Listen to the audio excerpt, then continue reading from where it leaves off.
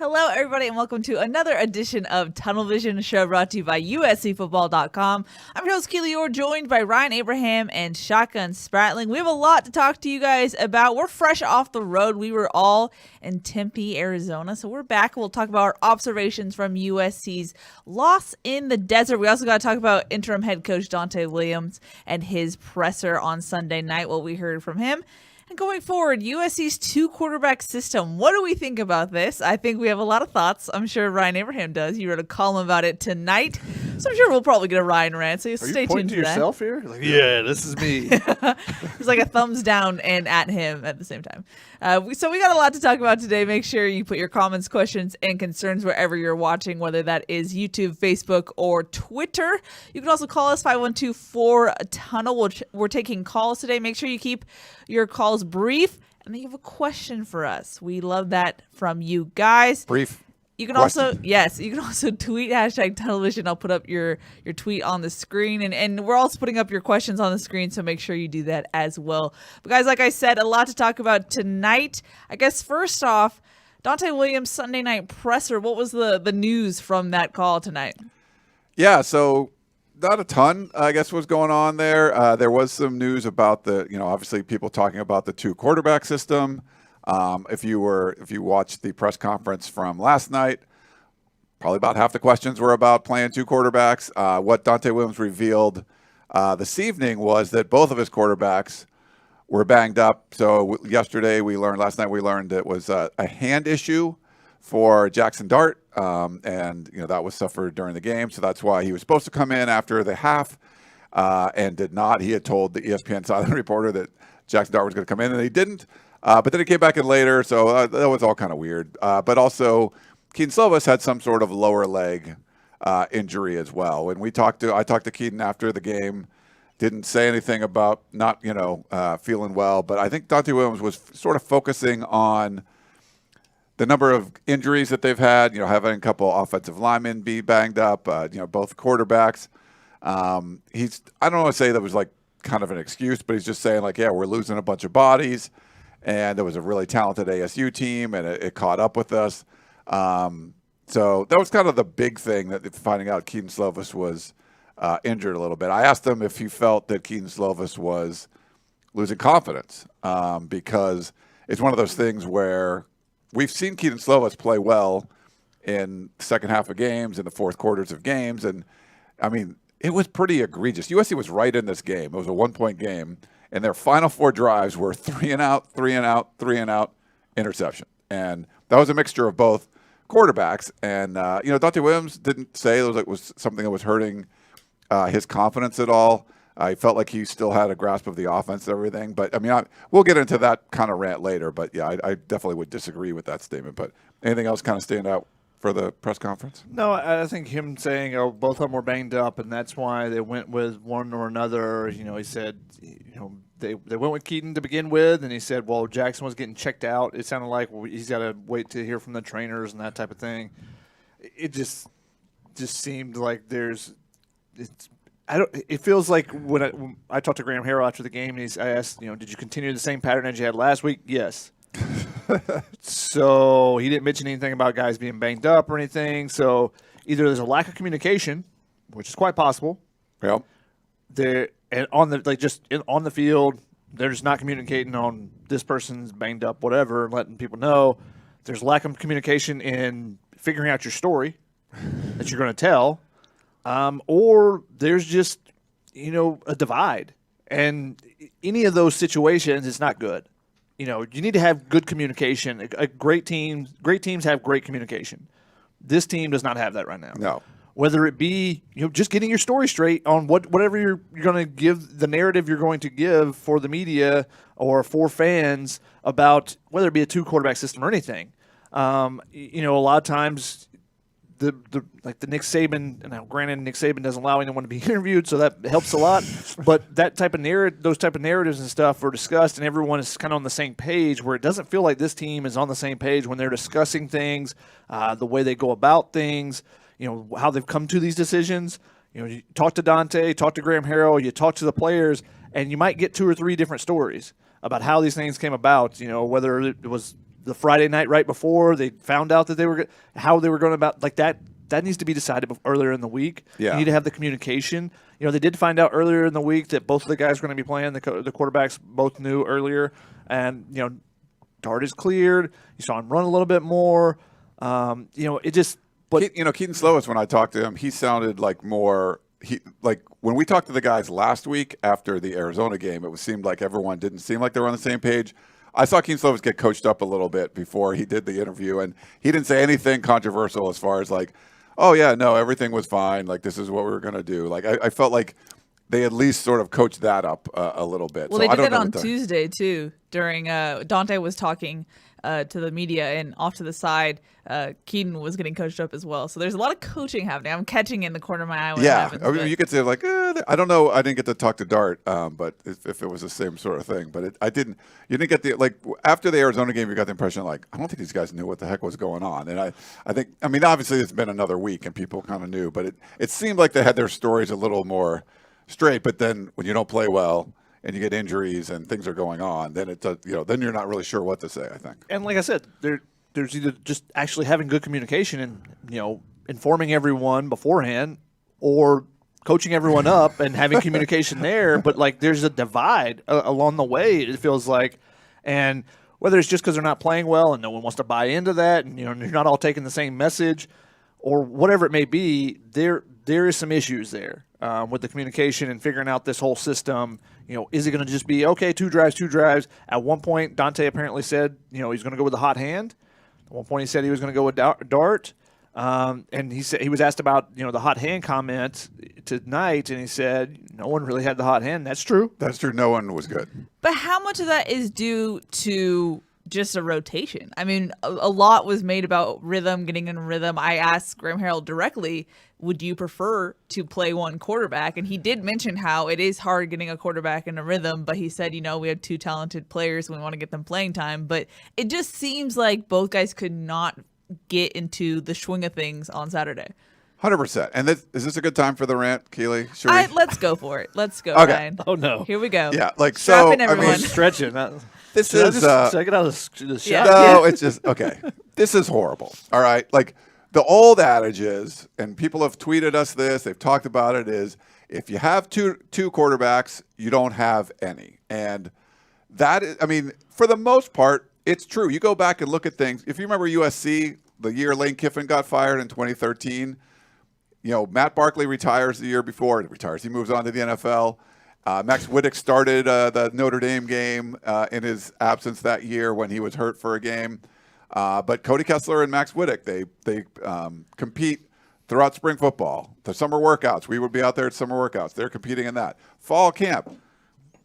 Okay, at this point, you've had months and months of these guys competing. What's going on? They both came in the same recruiting class, a little different than what you're seeing with USC this year. And Lane Kiffin still couldn't make a decision. And he plays both guys. And they go to Hawaii and they win comfortably, but then they come home and they lose to what eventually ended up being a 6-7 Washington State team that was run by Mike Leach. 13-9. Yeah, it was 10-7, I think, or whatever. 13-9 was that's UCLA. Oh, sorry, my bad. Yeah, 10. It was bad off. 10-7. The only touchdown was a Cody Kessler scramble, just like the only touchdown yesterday was a Jaxson dart scramble. So many bubble screens that. Yeah, so it was bad. And then he ends up starting the next week against Boston College or whatever. But, that was not a good start to the season. And everyone kind of wanted, Lane Kiffin fired the year before. He ends up getting fired on the tarmac after the Arizona State game a few games later. So obviously that was a disaster. There's plenty of examples of just being awful. There's a couple of times it's been good. And the thing is, when I've seen, who's done it well? Like Steve Spurrier used to do it. He didn't care who the quarterback was half the time. And sometimes that screwed him up too, because you're dealing with these egos and emotions and all that stuff. But he's obviously an offensive. He's a brilliant mind. He's won national championships. He won a Heisman Trophy himself. Like, you trust that guy if he wants to run 2 quarterbacks, go right ahead. Urban Meyer, same thing. He's did it at Florida. He's done it at Ohio State. He had a third-string quarterback win a national championship at Ohio State. These are people that you're like, all right, if that guy who's a freaking guru wants to run the 2 quarterback system, he's an offensive dude, that's fine. You have Donte Williams, who's an interim head coach, who's a defensive guy trying to run a 2 quarterback system. This is not going to work. This is horrific. This is the worst thing you could possibly do. I've said, this is the one thing that I would say, Clay Helton needed to be fired when he was fired. He should have been fired before that. But if Clay Helton was the head coach yesterday, USC wins that game, because Clay Helton's not going back and forth. He's going to be loyal to Kedon Slovis.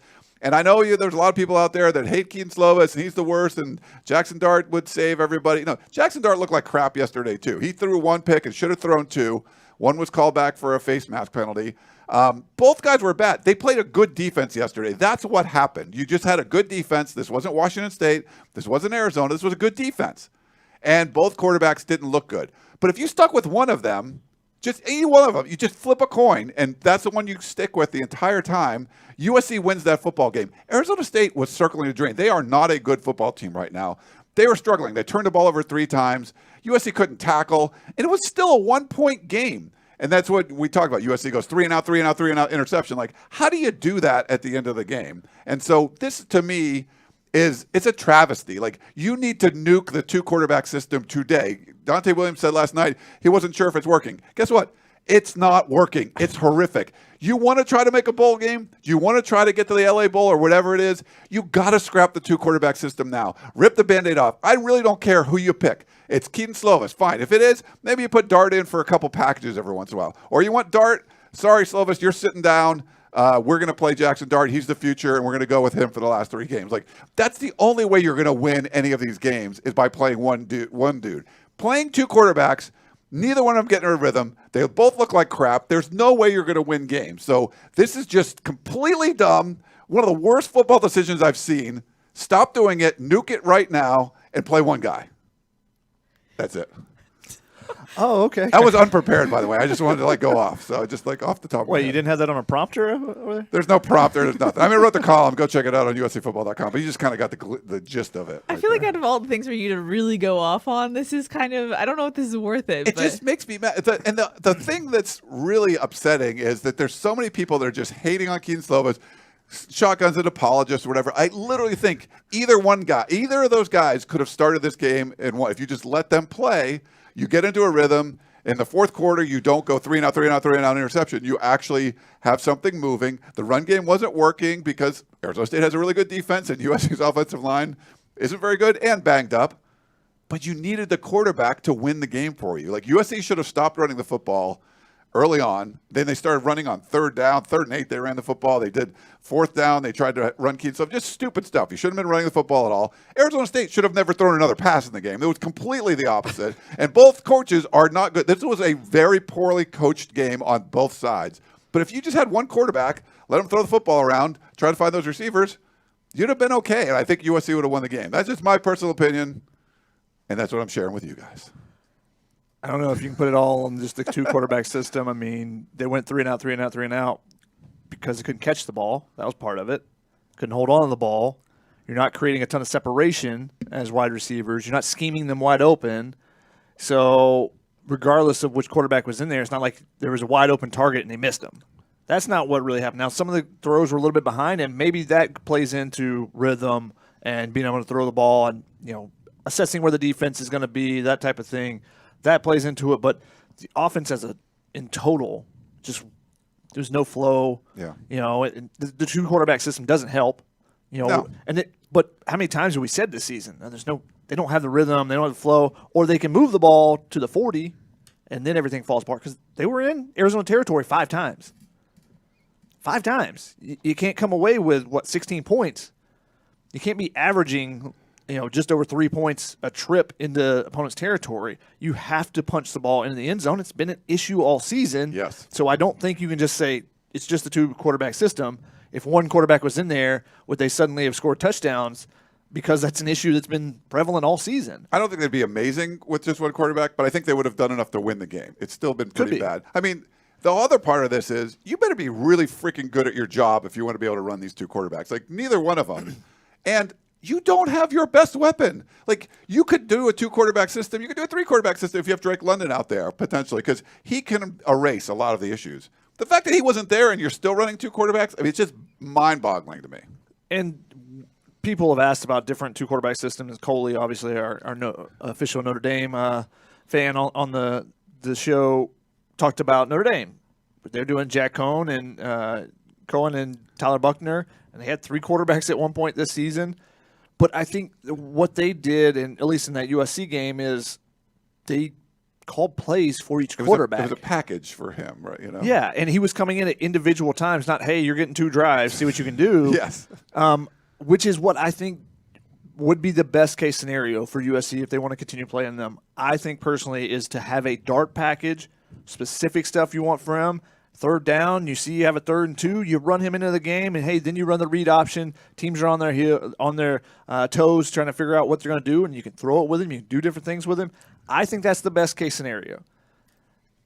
But one way or the other, if that's not what you want to do, then you need to just, like you said, rip the Band-Aid off and go with one or the other. I think that's best for the team.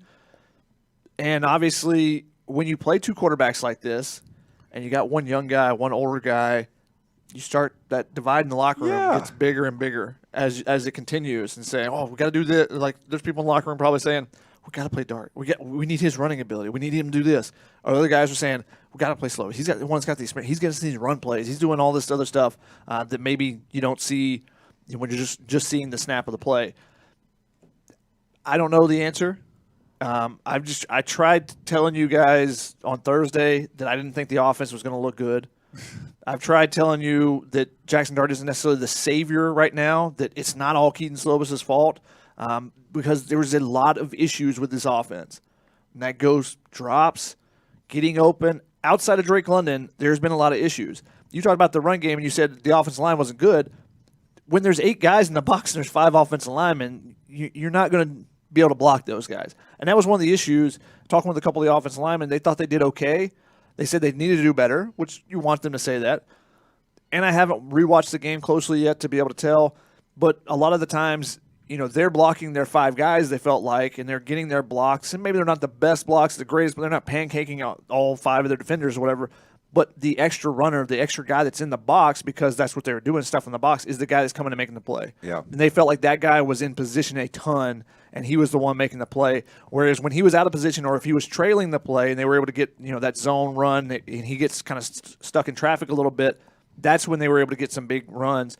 And I think I tweeted this yesterday, and some people didn't agree with me. But instead of it being a Slovis versus Dart thing with this offense, I think it was when USC could run the ball a little bit versus when USC couldn't. The drives where they picked up some first downs running the ball, they had a 26-yard run, I think it was, Keontae Ingram. They scored on that drive. When they couldn't get the run going and they were in negative yardage plays, now you're putting even more pressure on those quarterbacks, and that wasn't the case. You put more pressure on the quarterbacks and on the wide receivers now on 3rd and 8 or 3rd and 12. Hey, get open down the field, even though they know you're going to throw the ball, and that's not the way this offense is going to succeed without Drake London in there. Well, jumping into that, what is this offense without Drake London? We obviously knew that USC was going to rely on its run game, Keontae Ingram, a lot, but I think ASU expected that as well. What can this team do going forward when teams are just going to key on the run game? I think RJ Abadia was the one that came up with this stat.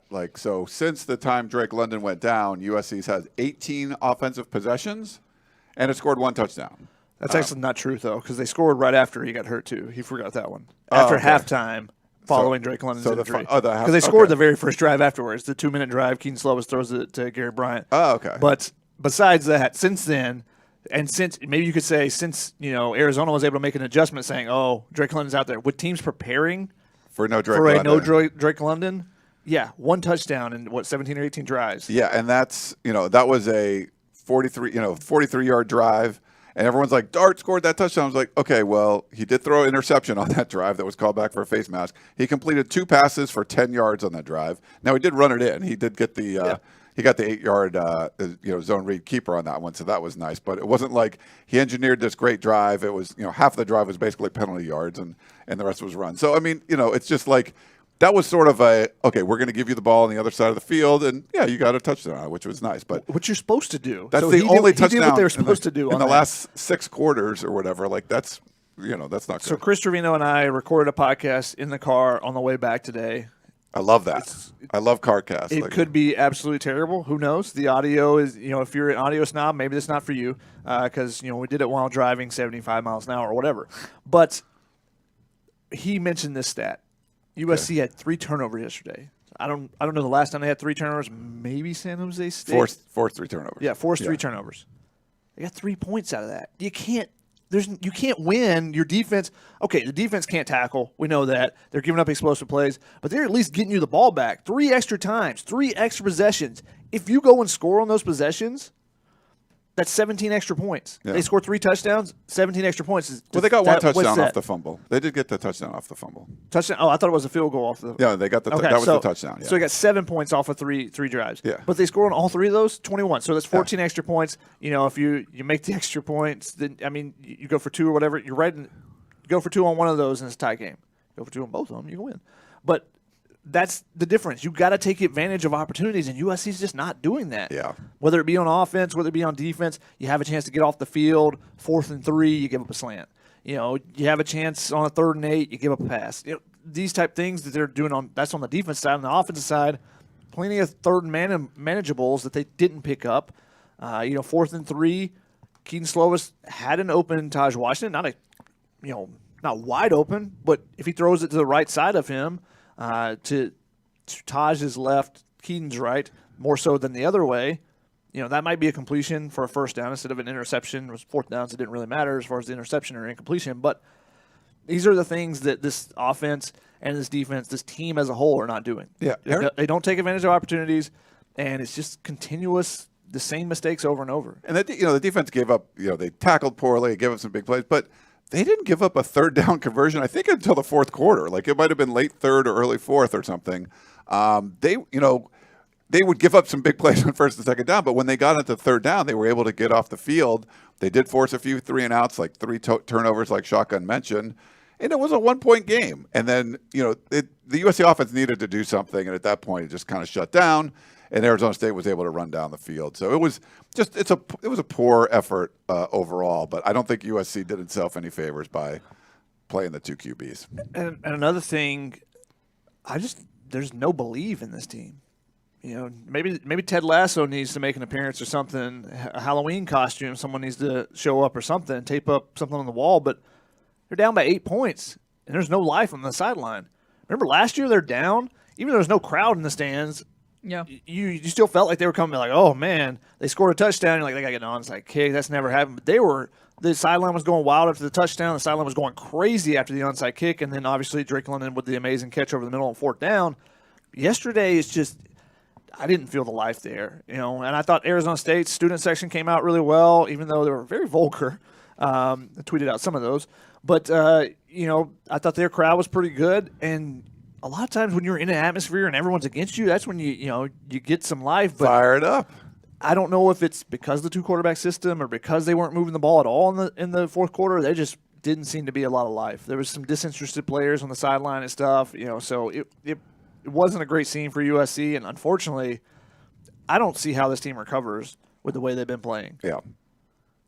They could easily win 2 games and become bowl eligible, but do you really think they're going to? I mean, Cal's more a legit team now than they were before. I think USC is like a 1.5-point favorite right now.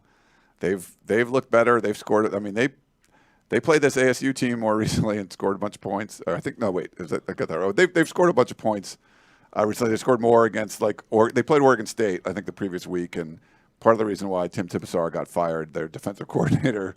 But yeah, I mean, Cal was pretty bad early on.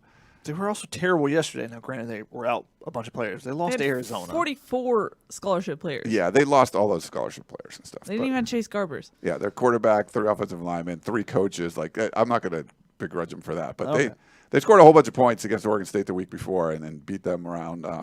So, yeah, okay, they got crushed last week. And maybe USC gets lucky and Cal has a bunch of guys out still because of all the City of Berkeley protocols or whatever. But if USC plays like they played yesterday, they will not win a game the rest of the season. I mean, but how was yesterday different besides the Drake London factor? I feel like it's kind of the same formula we've seen this whole season. I think the two quarterback thing was big. Defensively, there was some spark. There was a little bit at times, but there was just other times it was just like, oh my God, there's just wide open holes. People not containing the edge, and another record-setting performance. I think it was some Arizona State's Rashard White, it was the second most. It was some whatever his 200 whatever yards. They should have ran him more. He could have had more yards than that, but it was some kind of record. I forget what it was. I'm sorry. It was some kind of Pac-12 thing. That's bad. Those are all kind of bad stuff. But I think it's sort of par for the course of what you've seen from USC. But it just didn't look, Keely, to me like it was as many shining moments. At least you would have some offensive moments that you're like, okay, there's that going. And without Drake London, those moments aren't there. And we saw them with Keontae Ingram the week before, even when when London was out. It was Ingram still was running like crazy and had his stuff called back. Arizona State took away the run, so they became a very. There just wasn't anything special about this team, and we've at least when USC loses and they lose spectacularly, they'll still have special moments. They'll still have some things you're like, okay, they can do that or they can do this. I don't know what you were looking at. You're saying they're good at that. Xavier Alford with 2 interceptions. I mean, that was some spark on defense. But there's not a glimmer of hope. And I think that's a product of what the situation this team's in right now. You fire your coach week 3 and it just doesn't go your way. Where's the spark in that sense, There could have been, because Donte Williams is a very popular guy, and he could have provided that spark, but I'm not seeing it. The reason you bring a guy like that in is because he's got a great relationship with all the players, and he's recruited all those guys, and we're going to do accountability. We're going to, you can't walk over the logo. All that stuff in the beginning was cool. Remember when everyone was talking about what if he wins out and they win a national championship? Will they keep him? And oh yeah, whoa, that was a long time ago. Yeah, but it's the same thing. What if Clay Helton wins? Goes they undefeated this year. I mean, and we said there were some deficiencies, but none of us really thought they would be this bad. Yeah. The way they played. Yeah. I think what you were talking about, the fractured locker room when there's different. I mean, you thought that Donte Williams could kind of bring everyone together. If you've never talked to any player or any coach and you just looked at it from the outside, you wouldn't go, yeah, that team's all together. They're all on the same page. There's obviously a lot of people. There's a lot of people with their oars in their water and they're paddling in different directions. And it's just that's the way it is. And it would be an almost impossible task to ask Donte Williams to get everyone, going for the team, everyone together. Yeah. That's just not happening right now. So you can't asking your interim head coach to coach for 10 games, and it's not one of the coordinators. You promoted someone from so there was just so much turmoil that was going on. Like we said a million times, the adults in the room failed these kids, which is unfortunate because I feel like you got to give them as much hope as you can and try to get to a bowl game, whatever you want to do. And they're just not doing a good job coaching right now. And the way it's going, Keely, they're not going to be at a bowl game. Yeah, it does not look good in that sense. I have one more question, and then I'm going to jump into some callers. Let's do all the callers and questions. Yeah, we have a full queue. Let them rant. Just a big picture question. Don't let them rant. Ask a question. Ask a question. Yeah, Ryan, you're the only ranter on the show. Okay. I know this might be a moot point just because Donte Williams is an interim head coach right now, but does it maybe impact future recruiting or culture if a third-year starter like Kedon Slovis can kind of have a situation like this happen without really clear reasoning behind it? I don't think it hurts recruiting. I mean, maybe it hurts, if this staff is currently recruiting people, but, I don't think it hurts recruiting because even a new staff is going to come in, they'll put their own spin on everything, but also the coaches that are there now say, oh, we're just trying to play, we'll play you as freshmen. If you're the best guy, then we'll play you. Yes. So I think that actually would help recruiting there. Loyalty doesn't get you very far in recruiting necessarily as far as loyalty to older players. They want to see, will you play freshmen?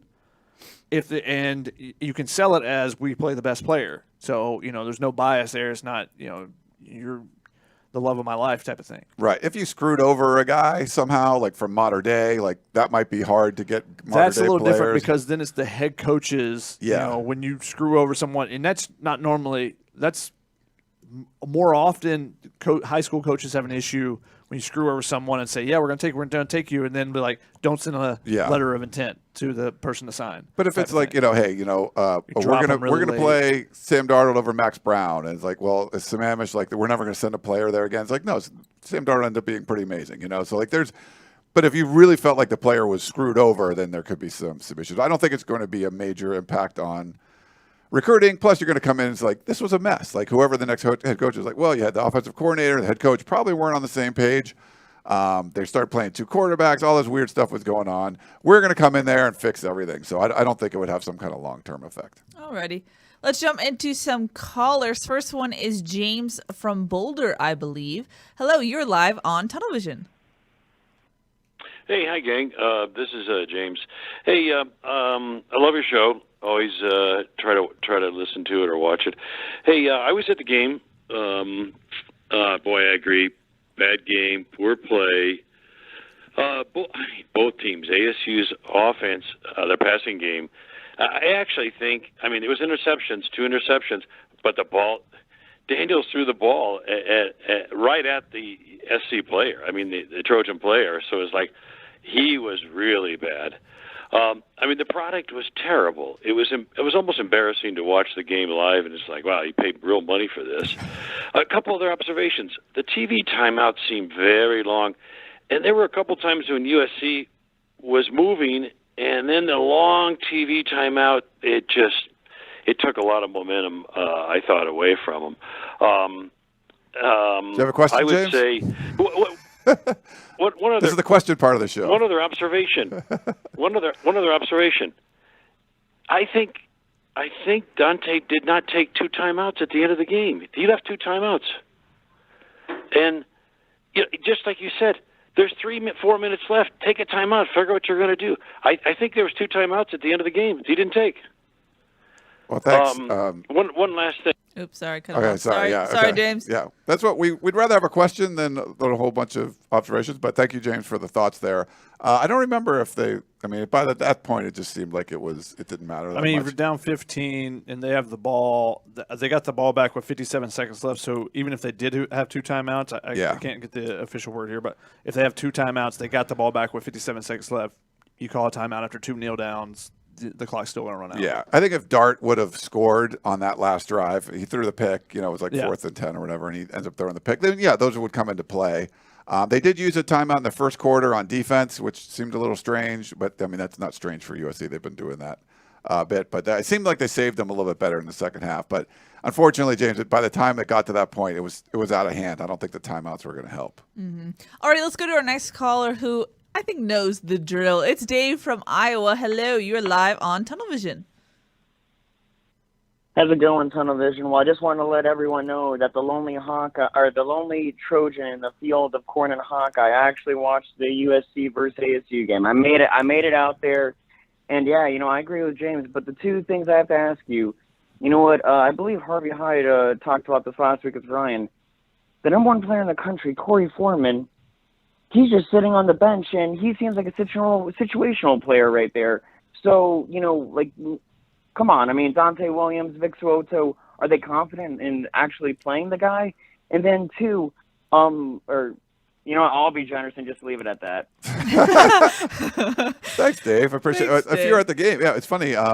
Hopefully, if you guys are going to be there, let us know. I want to see who your faces look like. I do the podcast with Champions, the Pac-12 podcast, and I met I had a buddy that lives in Arizona. I stayed with him and his wife. He's a USC fan. She's an ASU fan. And I asked some of the Arizona State people that listen to the podcast if they had a tailgate. And so Lobo Jangles on Twitter had us over to his tailgate. It was great. Yeah, it was very cool. And then I couldn't stay long because I had to go into work, but I had a beer with those guys before the game. It was fun and go in there. So, but hopefully you had a good time at the game, Dave. So Corey was playing. He didn't do a ton, not a ton.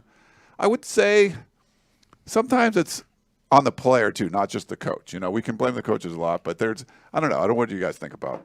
I mean, it's the same thing. We've discussed this, I feel like, ad nauseum. Vic Soto gets asked about it a lot. Todd Orlando gets asked about it a lot. And Vic Soto basically says the same thing every time. You got to practice to play. That's it. Yeah. You got he didn't put pads on the week before the Arizona game. Last week before the Arizona game, because I asked him, why didn't you not play until the second half? He said, well, he hadn't put pads on. So, he wasn't necessarily – he wasn't going to be the first guy to go in. If you haven't had pads on all week, and we talked about this. Was the Family Feud or whatever last time? I don't remember. Some podcast, something last week, but it talked about it and said, there's been times when he gets in there and on the read option, he's chased the running back and the quarterback's gone. That's happened one or two times. So when teams are identifying different players to run at and different players to be the guy they key off of. Okay, well, they create different looks. The blocks are different and those type of things. Every read option is not exactly the same, in case you guys were wondering. So when that happens, well, it helps to have seen it in practice to know what my assignment is going to be. So you guys may look at it and say, well, he's super talented. They need to just throw him out there. But the coaches need him to be able to do his job when they go out there, and that's the same thing they've been saying over and over. We need guys to do their job, not try to do too much. That's not necessarily directed at Corey Foreman. But if you're not practicing, they're not going to play you. And that's been the same repeated thing over and over again when the discussion of Corey Foreman comes up. So he's got to get in practice. He's got to be able to get in there and do his assignment in practice so that he can earn those playing time during a game. I know that's something that USC fans clamored for forever, saying that Clay Helton played favorites or whatever, and people should earn their playing time. Then when it's a five-star freshman, you go, no, that guy needs to be in there anyways, right? No, you got to earn it, and that's what they want him to do. They're trying to get him to grow up as a player, as a student of the game. And they need him to be in practice so that he can see those different things and pick up those small keys that can help you be really good. And when he's been in there, like he chased down one from behind, right, on one play. But then I think 2 plays later was the long touchdown run, and he had maybe it was the play before that. He had a chance to make a tackle, and he went inside, and the guy went outside or something like that. So, those are the things that maybe you see in practice that he's not getting, and that's what they want. And also the fact that he's backing up Drake Jaxson. Drake Jackson's going to play a ton of snaps, right? Yeah. So he's going to be in there in certain packages. Their pass rush package. They didn't force a ton of third and longs in this game, so that's part of the reason why he didn't play, a bunch. But he did get some, he gets into the flow of the game some, but then he also is on that pass rush package as well. I saw Hunter Echols in a bunch, I think. It looked like. And Hunter Echols played pretty well, I think. I know he really graded out well last week. I glanced at the early PFF grades. Obviously, they update them later in the week after they get a more thorough look at it. But there weren't a ton of good grades, in case you were not surprising. Yep. But, on either side of the ball. All right, let's run through one more caller in the queue, and then we'll get into some listener questions. I believe it's Tyler from Pennsylvania. Hello, you're live on Tunnel Vision. Hello. I love the show, but my question is, do you think it's too early for Dave Aranda, this type of job from Baylor? Hey, is it Tyler? Tyler, yes. Tyler, yeah. Thanks for the call. I like Dave Aranda a lot. If you read Dan Weber's column from last week, he was very high praise for Aranda. Baylor ended up losing this weekend. Would they lose to Iowa State? No, Iowa State beat Texas. Baylor lost to TCU. Oh, yeah, fired their coach and stuff. Yep. 3-5 TCU. I think it's tough. I think it could be a good hire. Like, if Mike Bohn and Brandon Sosna did a bunch of research and they were like, he's the guy that's going to bring USC to the promised land, I would believe him. I would trust him. I just think it might be a tough sell, because he's not been a head coach for that long. There is a relationship there. They tried to hire him as defensive coordinator a couple of years ago. When he won that national championship at LSU, ended up going to Baylor instead to become the head coach. Like, if it's 3 years from now and he's still on that trajectory, yeah, I think for sure. I think it just might be tough because he just hasn't been a head coach that long. I would disagree, because I think he's proven himself as as a defense coordinator. So he's really good there. And then I think in the year and a half, he's shown that he knows what he's doing as a head coach. And maybe he's learning the job. And, and depending on how he interviews and everything else, all the other information they're gathering, if that's the guy, I think that he could be a legit candidate there. and I don't think that would be a terrible hire. Now, a couple other guys, Matt Campbell or the PJ Flex, or those guys have a little bit more experience, but how long has Matt Campbell been a head coach versus Dave Aranda? Yeah, I think he's at like 5 years at Iowa State. Is 5 years a huge difference from 2 years? I think you show your stripes in those first couple years, and we know he recruits well from his LSU days. So I think that Baylor program is only going to continue to get better and be a challenger in the Big 12, especially when they lose Oklahoma and Texas. That could be the power team in that conference then. Yeah, and I mean the good thing is because if you look at hired coordinators before, if you want to hire, like he's one of the best coordinators that was around, right? He was one of the most highly regarded defensive coordinators there is, so that's good. And then he showed promise as a head coach, so that's good. So that's what if they do, they interview him, they do research, they feel he can be the right guy. Like I said, I would have confidence in him. I feel like it might be a tough sell to the general fan base. Could be. But, my bad. Matt Campbell, I forgot that he coached at Toledo for a couple years before Iowa State. I think he's been at Iowa State since 2016, so I think I was on 5 years there. But he had a couple years before Toledo as well, so he had a little bit more experience than I remembered. All right, let's jump into some questions. And I cannot believe we haven't brought up, I think maybe the most important thing of the game, the Fox. I mean, what an eventful time. That Fox was so exciting. Shaka, were you in that end zone? Unfortunately, I was on the other end because USC was driving the other way. They were about at midfield, so I had already gone to the other end.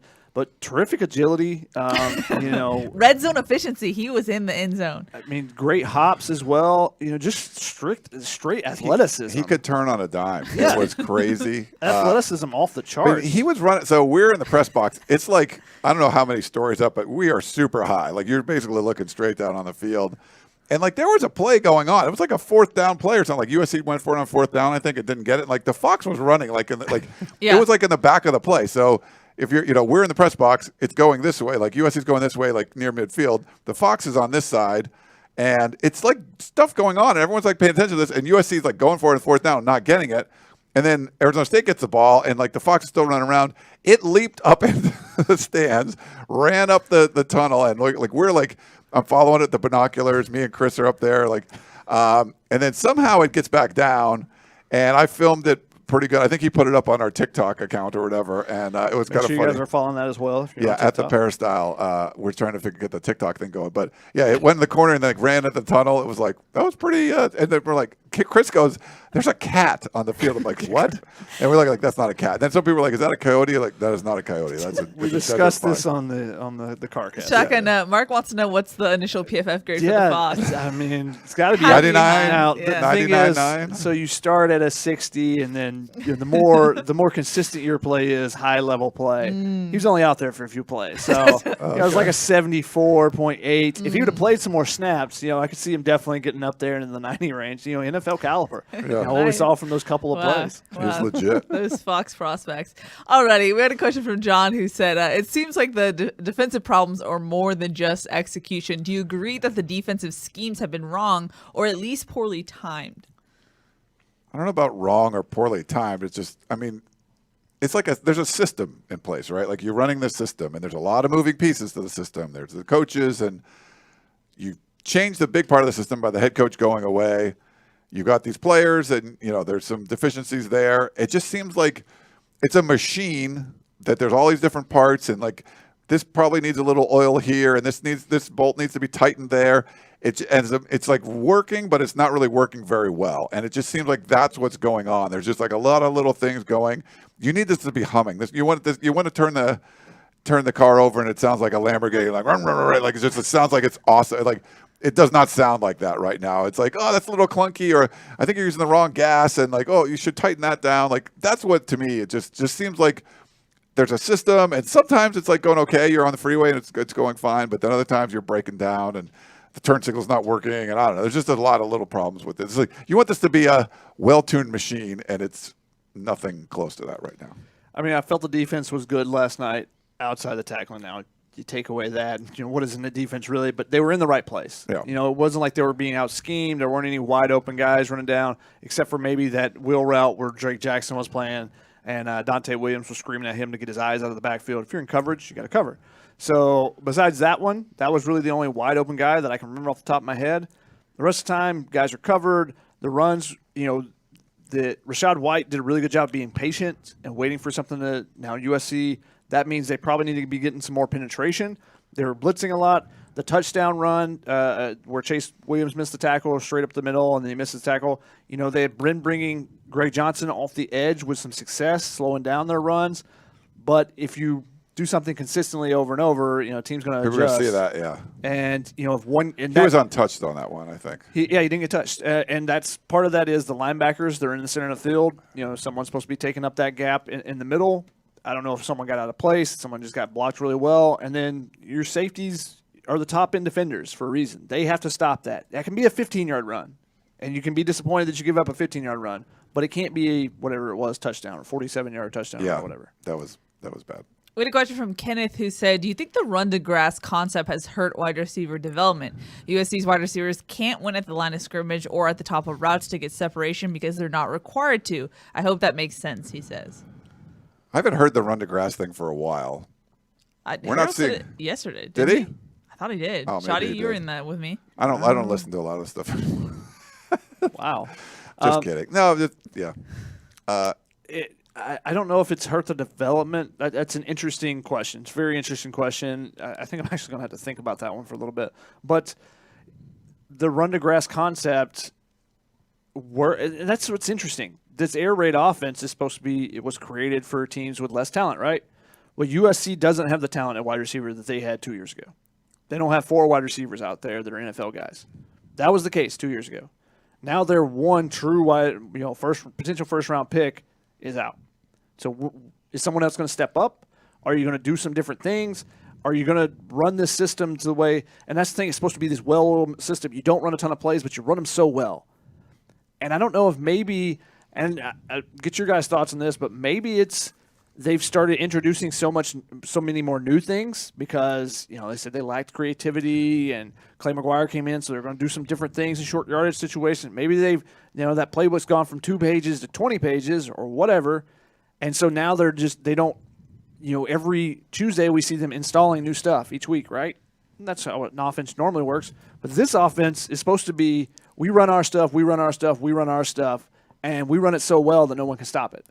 So maybe they're just not as crisp on everything as they, a Michael Crabtree, Graham Harrell, a Michael Crabtree, Texas Tech air raid offense is. I don't know if that's the root cause or what. There's just not a lot of wide open guys, whether it be in holes in the zone, finding that green grass, or, they're not getting the guys over the top of the defense. Even when they, Taj Washington and Gary Bryant, when they run those deep routes, they need to have that separation so you can throw it out in front of them instead of it being a jump ball. Those aren't jump ball guys. Kyle Ford is a jump ball guy. Yeah. Drake London's a jump ball guy. They threw up some jump balls that were Malcolm Epps. Those guys need to be – and you should be able to create that because you run all those short routes all the time. You run the slants, and Taj Washington's get open those slants, and you run a slant and go, and suddenly he should be wide open, and they're not getting those wide open shots down the field. They did against Arizona. That was the Gary Bryant touchdown. Wide open, right? He didn't have to jump up and try to catch that over somebody. But that's not consistently in this offense, and I think that's one of the big issues. You're not consistently getting those deep threats, and you're not throwing the jump balls to the right guys. Yeah, and if you're getting if Gary Bryant or you're pushing the defense deep and you're not getting separation, at least you should be creating some space that some of the guys underneath can get open. And we're just not seeing that. So I'm not seeing the whole run to grass thing. There's just not a lot of grass that they're running. They run to coverage right now, it seems.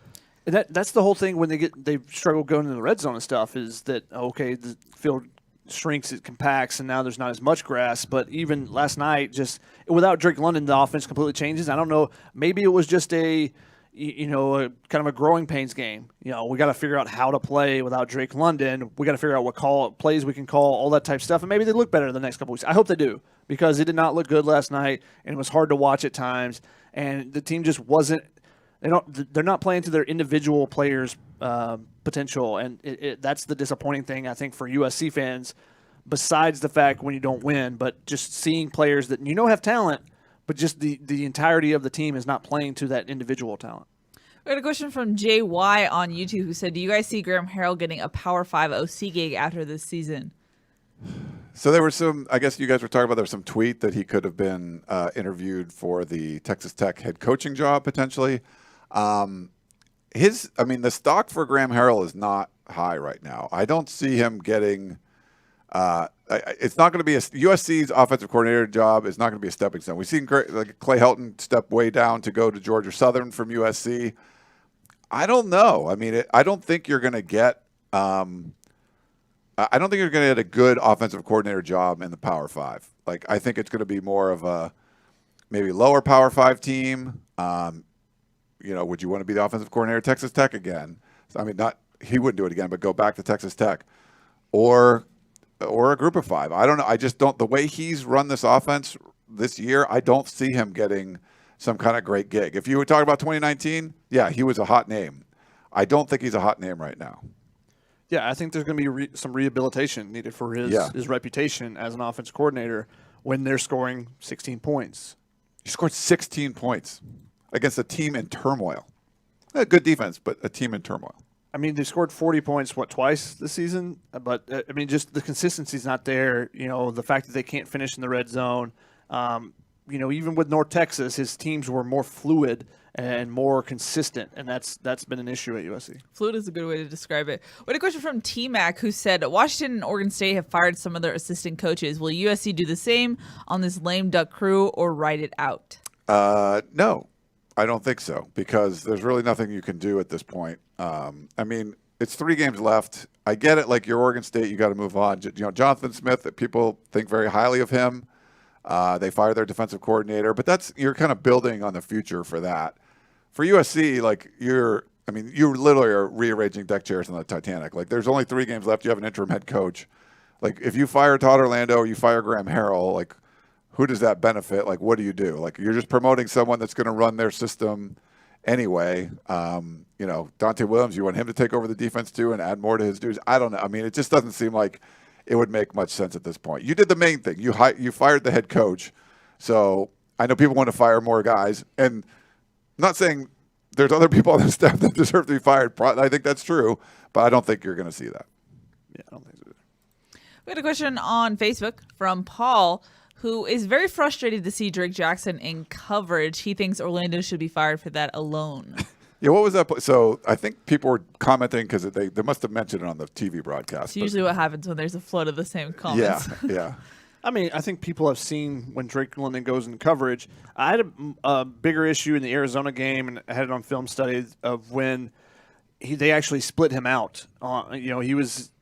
They come up to the line. When they drop him into coverage, usually it's supposed to be as a surprise to the other team. Against Arizona, the one he gave up down the sideline and they punched in on the very next play was he split out and covered the guy. So he's basically playing a cornerback spot, even though it was he's up against the tight end and it's to the boundary, so it's much tighter to the line of scrimmage. But it's supposed to be a surprise. The whole idea and the reason why they've done it, and it's been successful at times this season, is that Drake is athletic enough that he can go out and cover an area of the field. He drops to a shallow zone, and he's not usually lined up one-on-one with a guy. Every once in a while with a tight end or something, he should be athletic enough to cover that guy.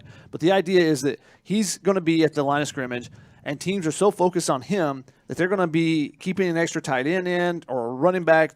An extra defender is going to be keyed on him, plus the tackle. So then when he takes one step, the tackle is committing to him, the running back's looking over to him, and they're going to blitz from the opposite side. So blitz and attack the weak side of a defense, and then he's going to drop into coverage. And usually it's closer to the boundary instead of the field, so he has less space to cover.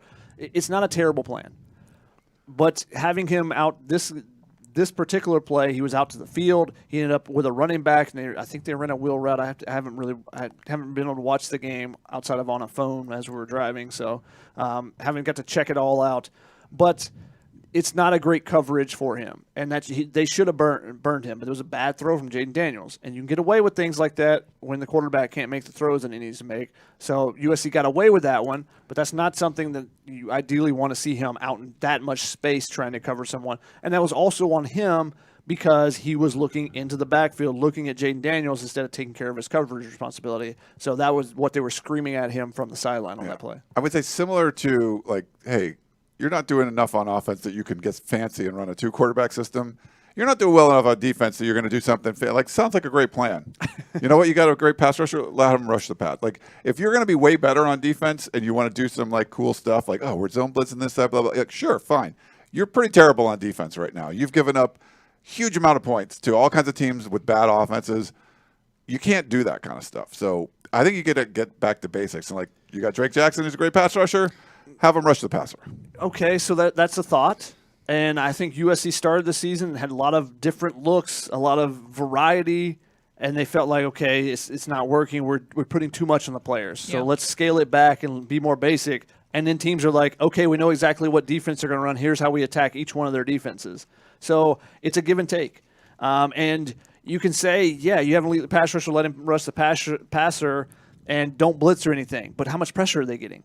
How many times did they pressure Jaden Daniels? PFF, I can look up the pressures that they have on their initial watch, but it wasn't many. He wasn't under duress constantly. Now, maybe that was part of their plan to keep him in the pocket, just force him to be a passer because he didn't look good. Actually, I'm very disappointed in the development of Jaden Daniels. One, just because he's a great kid, watching him at Cajon and 7-on-7 teams and stuff, and going in at that freshman year, he was really good. Yeah. And he is definitely regressed at ASU. He had 7 touchdowns and now 7 interceptions, whereas the freshman year, he set their school record for attempts without an interception. So disappointed in that one, but he did not look very good. No. So make him throw the ball, and maybe that was their plan, but they didn't get a bunch of pressure. They weren't, he wasn't being harassed a bunch or anything. So maybe their idea was, we'll drop into coverage, bring someone from the weak side, and try to get a free run at the quarterback and get some pressure on him because we're not getting pressure with our front four. Alrighty, it is the top of the hour. I'm going to jump into our caller queue and then get some questions out of the way after that. Let's go to our first caller in the queue. It's Mike from Silver Lake. Hello, what's your question for the team? Hello, how are you? This goes first to Ryan. Ryan, earlier you said you wanted them to stop basically running the ball and go back to passing all the time. When several games before, you were saying they were passing too much, they got to put a run game in. Don't they use RPOs so they can mix both the pass and the run? They have a good passer. They have a very strong runner. I couldn't see why they can't do more RPOs. Secondly, regarding the divide, I think it would be natural that with the coaches fired, it seems to me that there would be this huge split in the coaching staff, and therefore you get miscommunications. So I don't find that as being basically, very strange. I think it's probably almost natural. And thirdly, I was looking for this tunnel vision last Sunday, and you weren't on, and I'm curious as to why you didn't have the show last Sunday. Thank you very much. You people do a great job. Thank you. Thank you, Mike. It was Halloween. And it was Arizona. So it was like, meh. Okay, I'm not saying that USC should stop running the football. I'm saying you're playing a game, and ASU is completely stopping the run and shutting things down. The only effective way you're going to move the ball is by throwing the football. You throw the football. I watched Arizona State. Jaden Daniels was not very effective throwing the football. I think I tweeted that out, like Arizona State should not throw the football again.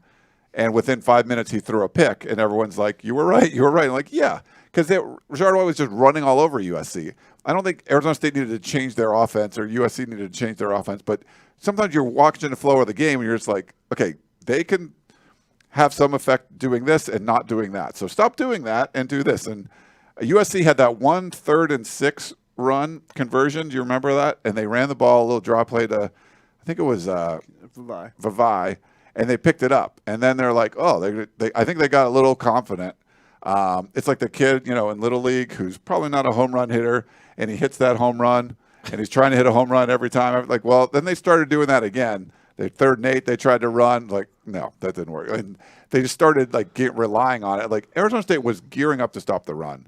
So I'm not saying they should have stopped. They shouldn't run the football anymore. I'm just saying in that game, it wasn't working. Throw the damn ball and figure out what you can do. They need to run the ball, though. The RPOs, are something that you do. But they did those. The big thing in this game is, and what USC I think we'll see the next 3 weeks, is they were said, okay, you got 3 receivers on the field and the tight end? All right, we're going to put 7 guys in the box then. We'll let those guys go one-on-one. I have to watch and see if it was zero coverage or cover 1 over the top.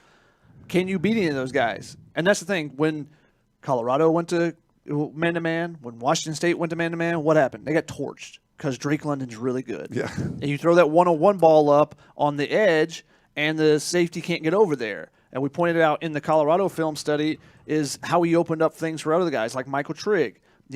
Drake London makes a bunch of catches, so now the safety's playing, it's cover one, but the safety's playing way further over towards Drake London's side, and that leaves a ton of space on the other side for Michael Trigg to run a one-on-one. He wins the one-on-one. Neither one of those guys are out there. Can someone win one-on-one matchups? Now, Taj Washington was able to get open on some slants and a couple other things, but just consistently, there wasn't separation. There weren't guys wide open. It's not like the quarterbacks were missing throws. It's not like they had, they look out there and like, do I want to throw this guy, or this guy? Because they have all these options. It's that guy's covered, that. I got to scramble, get out of the pocket. Now, is there something? That was way too common of an issue, and teams are going to continue to stack the box and say, well, we'll stop the run until you prove that you can beat us one-on-one, which they did against Colorado. Colorado made an adjustment. So then, they put 5 in the box. So then USC got chunk yard after chunk yard and chunk yard. That's when your offense is rolling. That's what you do. The defense tries to make an adjustment, and you're like, okay, whatever. We'll just do this other thing, and we'll get chunk yards. You get chunk yards over chunk yards. But right now, USC can't win those one-on-one matchups outside, and that's going to be an issue. So if they don't find someone or a way to scheme guys open, whether it be rub routes or bunch routes or something different, they're going to see the same thing the next 3 games. Teams are just going to load the box and say, stop Keontae Ingram. That's the main focus. As long as we do that, then we can stop this offense, and they're probably right.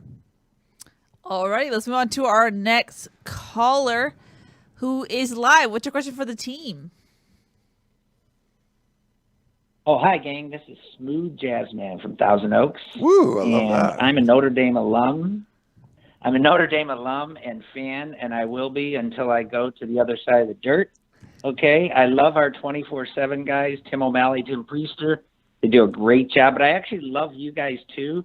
I listen to your podcasts and broadcasts a lot. You guys are fans, but not homers, okay, and that's great. Keely, props to you for a great nickname for Shoddy. That just seems to really, really fit. I don't know why, but props to you. Ryan, I'm glad to see you called out Donte Williams today in your column. I think he's been getting way too much of a pass. All he needed to be was a caretaker from when Clay got rolled, and I don't think he has been. I think the program today is solidly worse than the day Helton got rolled. And so, part of it is the accountability problem. Every time nobody seems to know who's really making the call. Is he in charge or not in charge? Say you're in charge and get over Harrell, or say, you're acquiescing to what Harold's doing. But everybody's like, well, I don't know this, I don't know that. So anyway, I was just curious if you think that the program is worse off having had Donte Williams. And that's not going to be the biggest deal, but I think it's worse off since he's come in. I think it's a great point. And the thing is, yes, he was put in a very tough situation. He's never been a coordinator before. I think being the caretaker was probably the way to go. It seems like he's tried to go in and make some changes and make some decisions and do some things, which, if someone makes you the CEO of this company, you're like, hey, I want to put my own stamp on this thing. And, if you've never been a CEO before, you might make some mistakes. I feel like Donte Williams has made some mistakes. If he gets a pass, I think people have been critical. We try to ask tough questions, but it's because, he really was just thrust in this role. No one was expecting him to be a great head coach, but I think yesterday was the first time I really felt if Clay Helton was the head coach, USC definitely wins the game, and they didn't. You could have argued the Washington State game, if Clay Helton's head coach, that maybe USC doesn't come back. I don't know. Dart comes in or whatever, but I feel like if USC had Clay Helton as head coach there, they would have won. Not arguing the fact that Clay needed to go and all that kind of stuff. But, yeah, I don't feel like this has been well managed, and I feel like in the beginning he could do some things and make some changes and get it to work.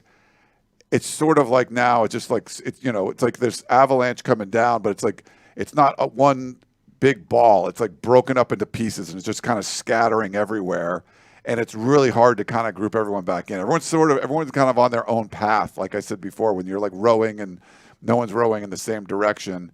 And it's just hard. It's hard to keep it. You're trying to herd all these people together, all these mindsets, all these ideas. And it's just everyone's kind of going their own way, especially the closer we get to the end of the season. that a lot of these coaches aren't going to be back, and a lot of the players could be thinking about transferring or whatever. I think it gets exponentially more difficult to kind of keep everything together. So I think it could have been the caretaker, but things sort of got fractured, and they've continued that way. I don't think the 2-quarterback thing helped. It probably made things even more fractured, and that's sort of where we are right now. It's a college football team. There's 120 guys, and they're all different personalities and all that stuff. But, Nick Saban's got Alabama. They're a team. Like, they are one.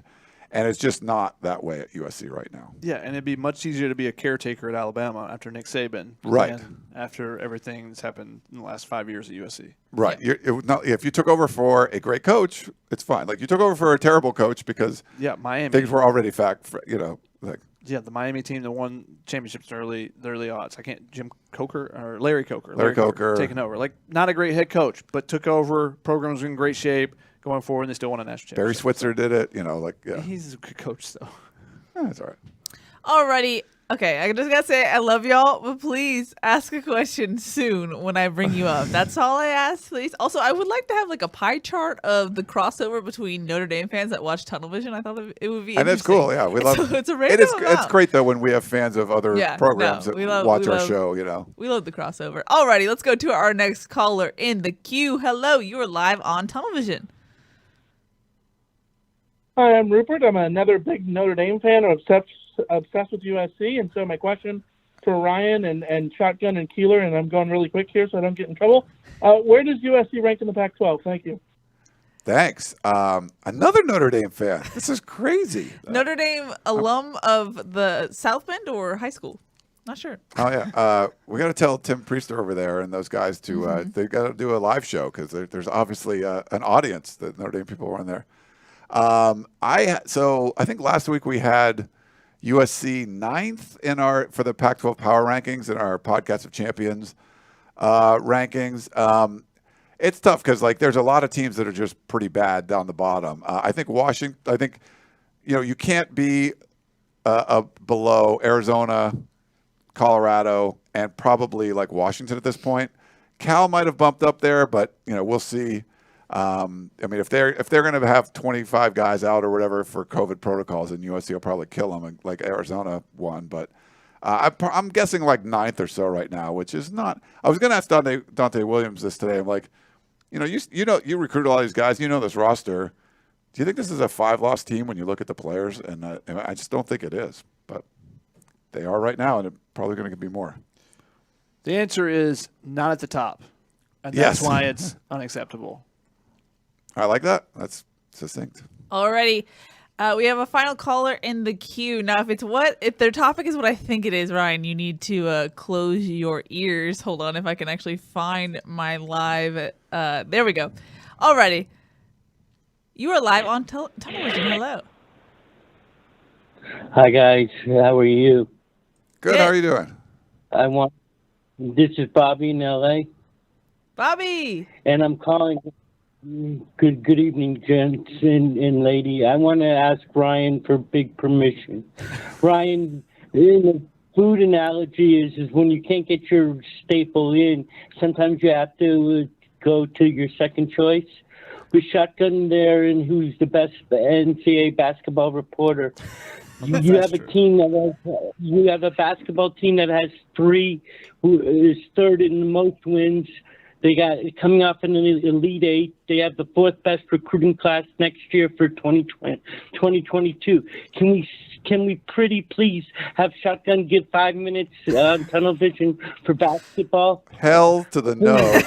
5 minutes. Okay, Bobby, I'll give you a minute. Yeah. I'll bargain on that. Shotty, take it away. Yeah, USC, what's going on? USC basketball opens up on Tuesday. They have their home opener. If you guys, are basketball fans or watched the Elite 8 run last year, wished you could have made it to a Galen Center to see an Evan Mobley game, I'm sorry, you won't see him. But big brother Isaiah has taken his game to another level. He's the captain on the team, back with Ethan Anderson again. Ethan Anderson has really slimmed down his body, and he's been really pushed by Boogie Ellis. I think your only 2 guys in that starting 5 that are locked in are Boogie Ellis and Isaiah Mobley, and that's because this is the deepest team that Andy Enfield's ever had at USC. Now, obviously, they got to replace the star power Evan Mobley. He does so much on both ends of the court. You're seeing it with the Cavs right now. He's putting up ridiculous numbers for them. He had 26 points tonight, but they have a really deep team. They have some veteran guys. They got Isaiah White back. They got Chavez Goodwin back. Those are two very old guys as graduate transfers that came in last year. So a lot of talent on this team. And if they come together, they got some young guys as well, Malik Thomas, Reese Dixon Waters, that could provide an interesting dynamic of in a roster. They've really been fighting for positioning during fall camp. I got a chance to watch a few of their practices, did some ghost notes and stuff on them, but should be a really fun team to watch. They open on Tuesday, and as Bobby mentioned, the number 4 recruiting class in the number 4 2022 recruiting class, because USC just picked up another 4-star commitment from Trey White, shooting guard, over the weekend. He's got to learn, though. You got to. If you're going to a school that also likes football, make your commitment during the week, in the middle of the week instead of on a Saturday. But no, Trey White's going to come in, another big time pickup for them there to go along with 2 5-stars or a 5-star, a former 5-star, because Johnny Wright has moved down a little bit because he hadn't played a ton. But a really intriguing recruiting class, and that's the thing that Andy Enfield and that staff have done really well recently is they've continued to recruit, and develop players. They played really well last year, a team that will play defense, and they should be pretty interesting on offense as well this year. But we'll see how they gel, and it starts on Tuesday. Bobby, I actually wrote a War Room piece about basketball, so I did a little basketball stuff. I got to see Mobley live at the Lakers game a couple weeks ago. So that was good. Yeah. So I talked a little basketball, but that's enough. We move on from that. Well, we got it. We got in some basketball, so thanks, Bobby, for that. All right, let's jump back into questions. Brighton said Kyle Ford had 2 receptions for 24 yards. Yikes. Why not just Drake London him, quote unquote, and have him go up for 50-50 balls? They didn't play him that much, too. Like, it was hard. Like, where is he on the field? He wasn't on the field a ton.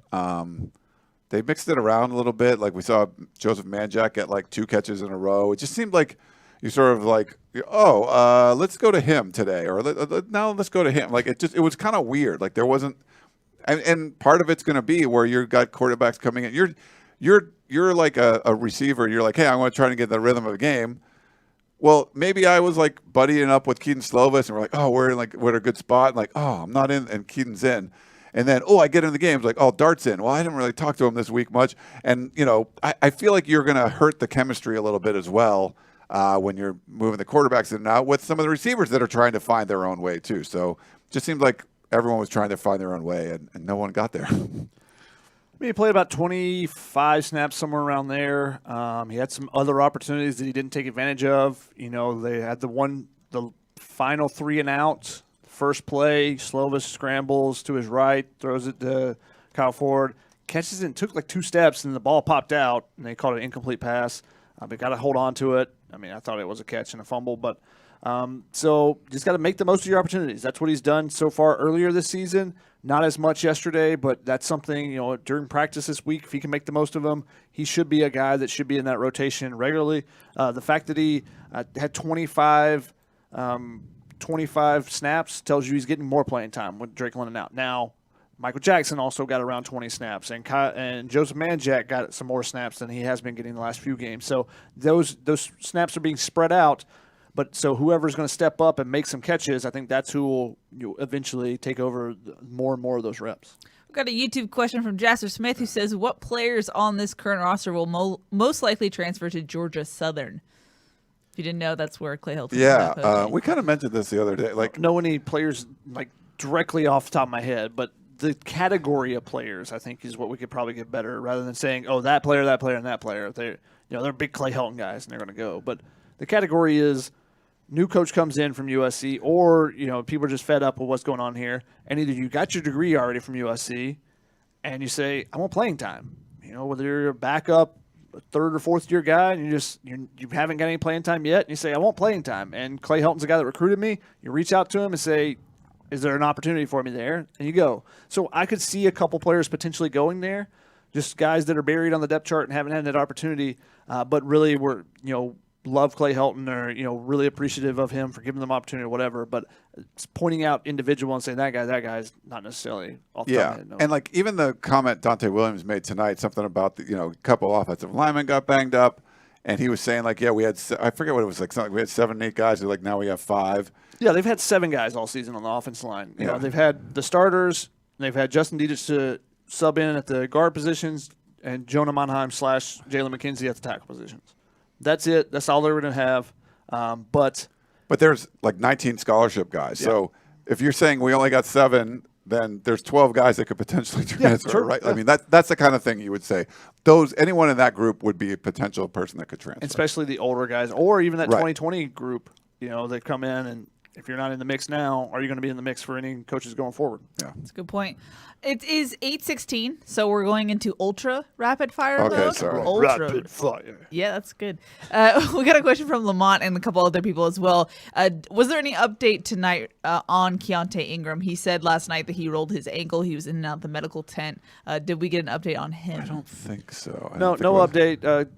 Donte Williams, as Donte Williams does, said he was dinged. He was dinged up, and they don't get an opportunity on Sundays. They come in for treatment and stuff, but it's not like the coaches take them out and say, all right, let's see how that ankle's going. No, on Monday when they go through their, kind of a shorter, lighter practice that's not open to the media, they'll find out then, and then we'll see Tuesday and Wednesday when we get out there if they're doing much. But no update. I'd expect him to be okay. I don't think it was anything serious. He was able to come back, and he played that final 3 and out with Kedon Slovis, so – now maybe he was only being a decoy in there. I don't, to say, 28's in there, watch him. But he was back in there. Yeah. I'm curious if it's that same ankle that happened in fall camp, because Mike Jinks was just talking about how he's now 100% healthy from that injury. So hopefully it's not a re-injury in that sense. We got a question on Facebook from Jeff who said, if the 2 quarterbacks are even, how far back is Miller Moss from playing? Yeah, I mean, it's not like. He was there with Dart, but I think it's pretty clear they like Dart, and Slovis has been the starter. So I think Miller Moss will get an opportunity with the next coach, and things will be, kind of a clean slate. But they seem very reluctant to play him, even when Jaxson Dart was out and they're blowing or in a blowout situation. So. Jasper Smith said, will Max Gibbs move back to guard next season, considering all the seniors in the interior offensive line? I think the answer actually should come from Keely, because she asked him basically that question. I don't think I asked him that specific question, but that was you. No, I was in that scrum, and he said he does still love playing guard, but he was like, I might be a 2-way player, but it's just really fun talking to him because he's having so much fun being on the defensive side of the ball. I was like, did you expect your season to go like this? And he was like, I didn't expect to get any playing time, and here I am playing. So I thought that was interesting. Yeah, and continuing to get better and better each week. Got his first tackle for loss yesterday, so always fun to see him. Huge dude, but also someone that everyone rallies around. They love him. When he makes that play, everyone on the sideline gets hyped up and stuff, so it's fun. Jamal on YouTube said, why don't they use bunch formations? I mean, they've done it, do some. It's not exactly they could do it more, sure. But that's usually a game plan thing that they go in and they have game plans for a bunch. I remember when they did a lot of different things against Oregon in 2019. Bunch formations were one of those things. There's a lot of motion in that game, a lot of bunch formations. They could also do a lot more with motion to try to help those smaller receivers, not have to deal with press coverage, or to help, create some momentum as they're in motion for Gary Bryant or Taj Washington. So there's some other things they could definitely do. We had a question on Facebook from DS who says, air raid doesn't work in the red zone. Shotgun from inside the 10-yard line, put under center and bring back running back you. This is just the difference in the 1970s, 1980s football and 2010 to 2020 football. Yeah. You see a lot of teams that take snaps, to take kneel-down snaps from center. From shotgun. So it's just the way the game has developed and progressed, whether you like it or not. That's you could do some, but Alabama goes under the, they take shotgun snaps inside the 10. It's part of modern college football right now. But hey, USC did take one snap under center this season. We did see it. What was it? A kneel down? Or? No, the quarterback sneak. A real thing. Yeah. We got a question from Shaw on Haven't YouTube. Seen it again. Who said, who is a better defensive coordinator, Todd Orlando or Clancy Pendergast? Ooh. I don't know. I would say Clancy's better in the NFL and Todd Orlando's better in college. But I also think Todd Orlando would be – I think he'd be better in the NFL because I think he's a very intelligent coordinator, cerebral, and understands – and he's put guys in position a lot. And the fact that I think they've had to pull things back, whereas in the NFL, I think you can put more on guys' plates over and over and over. I think that he might be better suited for that. But, I mean, that's hard to – if you're just comparing your USC years, Clancy Pendergast, because they did have some successes, and Todd Orlando's defense hasn't had much success this season. But what's the recruiting level talent composite, would you say? It's also true. Clancy Pendergast didn't recruit, and Todd Orlando does. And Todd Orlando hasn't had as much talent, doesn't have Leonard Williams in the middle of that line. Yeah, USC could really use I would say, I would take now. Orlando over Pendergast. And this is also like, with the interim head coach too. So there's that. But they've been bad. They're not good. They could really use Leonard Williams. They could use him. Really. No. Like right now, like bring him back from the NFL. Yeah. For his last year of eligibility. Shadi, you said ultra rapid fire. Ultra rapid fire. Kenneth said, assuming USC loses guys to the NFL that we assume are leaving, what do y'all think of the talent the next coach will have to work with next year? So much is going to depend on transfer portal. Like that's just, it's not going to be about attrition of guys going to the NFL. And, there'll be dudes that'll leave, like the Drake Londons and, maybe Kedon Slovis or whatever. But, like, there could be a bunch of guys transferring. And I think the roster is going to look very different the next year. So I think it's really hard to speculate right now. The answer is whoever gets hired better get on the recruiting trail with a quickness. Really fast. With the what, Shadi? With a quickness. With a quickness. It ain't going to be good, especially at a certain couple spots where they have struggled with recently. Andrew on YouTube says, which unit is the biggest liability moving forward? We answered this question on some show. I think it was last week we did this. Is it the wide receivers? Like, is it the linebackers? You definitely weren't there then because the biggest liability is the safeties. Oh, no, we did say this. That's what we said here. We said safeties. We did say it's safeties. that point of the season when we don't know where which one? There's a lot of liabilities, but the fact that the wide receivers weren't getting separation. The biggest liability going forward, I think that is maybe he asked the biggest liability last week and he's changed it this week. But yeah, wide receivers could be up there. I think the offensive line is fine, even with having a couple guys out. I feel comfortable with that group. Would not put them there, yeah. Wide receivers or linebackers. Linebackers still aren't making enough plays. Isaiah Palomau is a captain, didn't start. But they played all 6 safeties, and they all played between, I think it was 36 and 43 snaps, according to PFF. So it's true. It's a true rotation now. Even if you don't start, you're going to get in there. Now, does someone take a step forward? Does Avon Alford get more snaps? I don't know. But that's kind of interesting. And I asked Craig Nivar about it, and he said they want to try to keep those bodies fresh, and those young guys have made some plays, and they're giving them more opportunities. Oops, sorry, Keely. I switched questions for you. Oh, you're fine. Daniel on YouTube said, do you think USC will find a head coach before season end or in the offseason? If they cannot pull in a new head coach, do you think that will hamper recruiting? It definitely will hamper recruiting. My gut is it's going to be like first week of December, but that's just my gut. I don't know. We're not hearing, literally not hearing a word. I know we get to talk to those guys, talk to Mike Bowen, talk to Brandon Sosna. They're just not going to tell you what's going on. And I've talked to national reporters. There was one in the press box yesterday that was like, yeah, I tried to talk to Bowen. He's not saying a word. I'm like, yep, they're pretty much not saying anything. So it's like, okay, that's fine. Andrew on YouTube said, any chance when the new guy comes in, USC could lose both Slovis and Dart? It's not out of the realm of possibility. Yeah, if the new guy comes in and wants to run a triple option, there you go. Yeah, it depends on what the system is and all that stuff. Slovis could leave no matter what. He could transfer somewhere else. And then if something happens and Dart's unhappy with the school, it doesn't matter who the coach is, he could leave. Then you got Miller Moss all by himself. There's a lot of possibilities. Roger Dodger has a question that I'm directing to the resident USC historian, which is you, Ryan Abraham. Is this the worst USC football team since the 1920s when you were about 30, right, Ryan? Yeah, I was 30 then. So the worst teams I've seen, the Larry Smith 3-8 team was really bad. But that team beat Penn State, if I remember correctly. They lost to Memphis State and then beat Penn State, I think. That was a long time ago. It was 90 or something like that.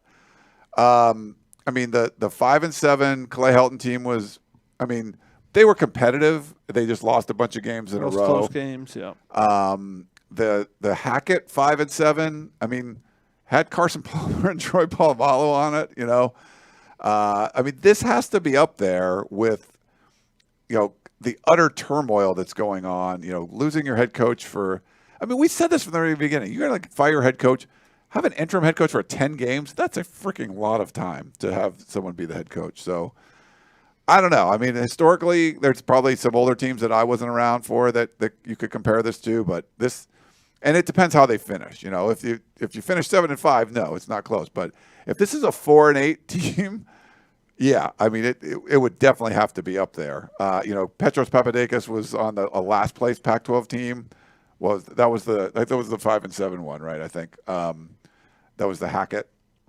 So yeah, that was pretty bad because they were. I think it was the first time USC was last place in the Pac-12 or Pac-10 back then. So he says he's the captain of the worst football team in USC history. This team goes 4-8. Like I would put it right up there with them. They won't be last. They're not Arizona or Colorado, but they still aren't very good. Is it crazy that this team could potentially have a worse record than the 2018 team? Like, isn't that kind of weird? Yeah, I mean, oof.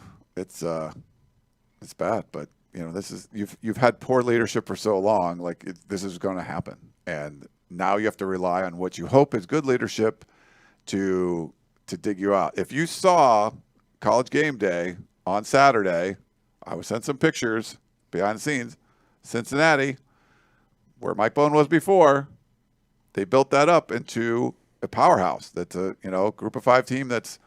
Knocking on the door of the playoff, and it was packed. I mean, it looked way different than when it was over at UCLA. That's what you're hoping, that Mike Bohn and Brandon Sosa can build that at USC. Now they're digging out of a pretty big hole that Pat Hayden and Lynn Swann and not Steve Sample. Oh my God, Max Nikias. Steve Sample was an old president. Yeah, that was when I was in school. They dealt with a pretty big hole. Board of trustees, like everyone. There was a lot of people that screwed this stuff up. And so we'll see if they're going to be able to build that back. But that's what you want. You want to see them build an athletic department and a football team that gets the fans after a couple years. You're undefeated, and College Game Day's there, and everyone's going crazy and arguing about if you should be in the playoff or not. Like, that's what you want. You want to be nationally relevant like Cincinnati is right now. Playoff or not, they are nationally relevant, and USC certainly is not. Ultra rapid fire. Yeah. That's a little mini rant. But Ryan, the difference is Ryan's the boss man. Sorry, Shotgun. You can rant. He rants all the time. No, don't encourage that. Oh. Trojan want to know what's the status of Dart with his knee and hand. I think he'll be fine. David wanted to know, will Oregon make the playoffs? No. Jonathan wanted to know, Shotgun, Zaxby's, or Chick-fil-A? Definitely Zaxby's. Chick-fil-A's fine, though. Did you ever have, was it Raisin? Raisin Cane's? Yeah. It's Chris delicious. and I had it Saturday. It's good. Like it's not Zaxby's. Oh, it's not? Okay. They put one in Torrance, and I went. And the guy's like from Southern California, but then he opened one up in Louisiana. Zaxby's chicken is just as good, but they also have like buffalo sauces and other things. Oh, okay. Raisin Cane's is more like generic. They are very simple with their menu. Okay, yeah. Chicken tenders, fries, coleslaw, Texas toast. That's it. Oh. Coley said, I really like Slovis trying to take accountability, yet I feel like he places too much of the blame on himself. Am I mistaken? Is he coached to take the fall when talking to the press? He's not coached to take the fall, but if he doesn't take any responsibility, then everyone's trying to go for his head, that he's following in Graham Harrell's footsteps or whatever. He's trying to do what he can. Unfortunately for him, he's not the same leader that you would need him to be. With everything else that's going on around him, for him to carry this team past all the other distractions and everything else, he would need to be a much stronger leader. He's doing what he can, but I just don't think that's his personality overall. Alex said, this is so painful watching USC lose. How do you guys keep doing what you do? Thank you. I mean, paychecks help. But, it's every week is a new trip with USC. Unfortunately that's one of the disappointing things about this season is that it's the same issues over and over. No. Because a lot of times the ups and downs of a college football season, that's what's fun about it is, okay, are they going to fix this? And now they fix this, something else come up. And like just the wild roller coaster that a college football season can be. And especially in a conference like the Pac-12 where everyone can be up and down so much, that's what makes it fun to me. But unfortunately, it's been very consistent. And now some of the things you're looking at is like, who's going to break through? 3 games left. Are some of these young guys going to finally take that step and take over starting roles? We've seen Kalen Bullock as a starter last week. Are there going to be more young guys coming up? And that's what I'm kind of looking for these last weeks to see it. We're seeing if USC can get bowl eligible. It would be, it's down to this. Someone said earlier, Rose Bowl's the LA Bowl, and I wanted to go, whoa. They kind of get bowl eligible before you talk about that. Yeah. But the inaugural LA Bowl, that would be kind of fun. I haven't been to SoFi yet. So. Yeah, me neither. True, That'd be yeah. awesome. That's a good point. Mark Watkins wanted to know if I got FOMO with Chris and Shotgun live tweeting their road trip. Did they not invite you? No, I was invited, and I turned it down immediately. I think, no, not actually immediately. But I spent a lot of time with these guys, and I let the Helium boys do their thing. But Shotgun, did you have fun? Whatever, lady. We had a great time. Of course we did. Well done. Alrighty, gentlemen. Any final thoughts before we wrap this show up? We did an hour and a half. Crazy. That was crazy. Coley actually put them on YouTube as like, hey, what would it take to get Petros on the show? You can put it on the screen if you want to, but you don't have to. We've had him on the show. He's come on. He came on actually twice during the pandemic time. Like, we had him not in studio, and he's been in the studio before too. So I'm friends with Petros. Like, we can have him on, but he likes to be very critical of the USC media, so he takes shots at us. But I talk to him. We're good. Shouts to Kenneth, who's watching this on East Coast time. Apologies for Kenneth. that. And then I thought this is an interesting comment. Oscar said, for Kedon to go from a coach who is very protective of him to Donte, who's trying to light a fire with competition, is a tough situation. And I think that's the difference in a former quarterback as the head coach versus a former cornerback as the head coach. Yeah. Where it's, quarterback, there's one guy, he's going to be the guy, that's your guy, you ride with him all the time, up and down.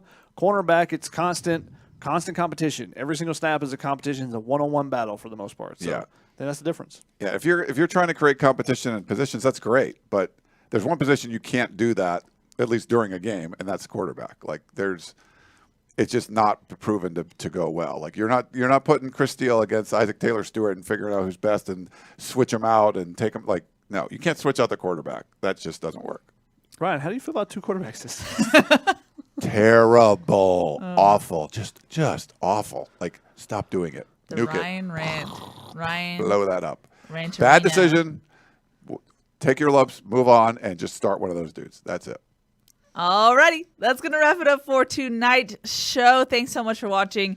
To answer Alex's question again, it's because we get to talk to you guys. Thanks to everyone who is still tuning in despite how USC season is going this year. Thank we you. appreciate you guys a lot. That's going to wrap it up. That's Shotgun. That's Ryan. I'm Keely. We'll see y'all on Thursday to preview USC's matchup against Cal on the road. Last road game of the season, so we'll get into that. Be sure to tune in. Alrighty, that's going to wrap it up. We'll see y'all next time. Bye.